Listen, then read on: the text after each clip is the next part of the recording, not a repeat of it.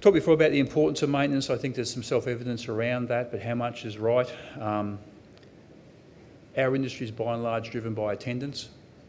It's not driven by performance outcomes. We're not like industry where the level of maintenance is provided directly proportional to the age of the equipment and how important the equipment is. We pretty much do the same thing every month from a compliance perspective. It's relatively simplistic. In some ways, I can use a car analogy, which I'll come back to a little bit later on. It'd be like taking your car to the dealer, and the dealer changes the oil and checks the belts, but doesn't make sure the thing's tuned properly.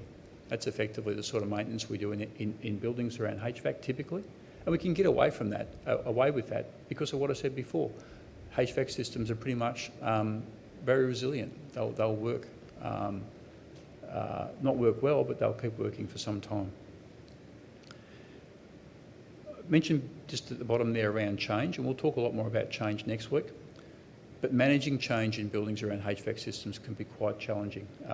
At one end, a component fails. So do you just do a like-for-like replacement? That's typically what we do. That's what we're set up to do. But is that the best thing? That was installed 15 years ago. The building's use has changed. The new kit's 20% more energy efficient if you do certain things. How do you make the decision?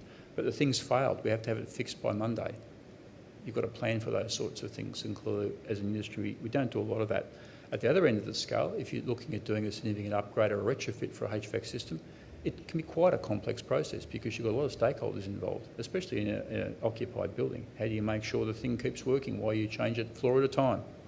So some quite challenging issues around change that we'll talk about a bit more next week. Obviously, environmental impact is an underlying focus of the 1200 Buildings program and today, and more next week on that as well. But a couple of, I suppose, key issues, measuring and metering. I'm sure pretty much everybody in the room has been along to energy efficiency presentations ad nauseum over the last couple of years, and the first thing any expert up on the stage says, you've got to get your measuring and your metering and your reporting right. You've got to be able to measure it before you can manage it. I'm not going to say anything different because that is absolutely the essence of the thing. The more you know about how your building consumes energy, the more you will do about it, and the more you will make sure what you do about it works. There's really no substitute for that. Supply contracts are an interesting thing. Back in the mid-90s when in this state the SEC was broken up and sold off, we got all very excited about supply contracts and linking the nature of the supply contract to how we use the energy. We seem to have forgotten a lot of that. But clearly going forward, there's some key changes happening in the electricity supply and the gas industry. We'll see a lot more time of use tariffs and a lot more requirement or opportunity to actually either adjust your load or shift your load. So when I say time of use tariff, the kilowatt you buy at 2 o'clock on a February afternoon will cost you a lot more than the kilowatt that you'll buy at 2 o'clock in the morning on the same day. So again, trying to level out the demand that HVAC systems put upon the electricity system as such. So the ability to move load will be important going forward. For the technical people in the room, a return to things like ice storage and chilled water storage, the ability to put a battery in a building in a thermal sense. The other issue that is quite often a drama around energy efficiency and energy and water consumption in buildings is knowing what's possible. And the great challenge in all that when you get right to the bottom of is veracity.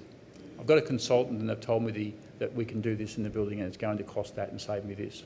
I've got a contractor who thinks we can do that. Veracity. How do you actually prove the truthfulness of what they're saying and the surety of outcome?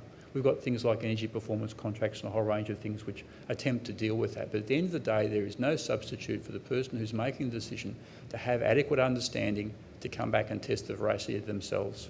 When you go and buy a car and the dealer makes a whole range of claims about that car, you effectively yourself get to a point where you can test that veracity. You don't go and get a consultant to give you some advice. So again, it's about better understanding